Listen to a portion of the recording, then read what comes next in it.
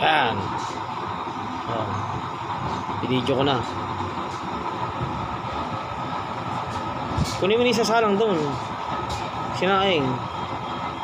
Ang ganda ng kulay ng apoy, oh. No? Kulay blue talaga, oh.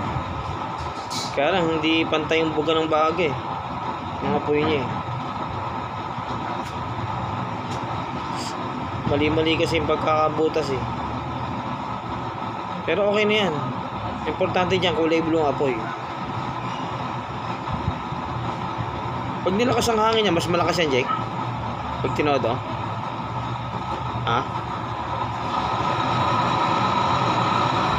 Ay, mas pa. Ay, muusok. Ano? Muusok.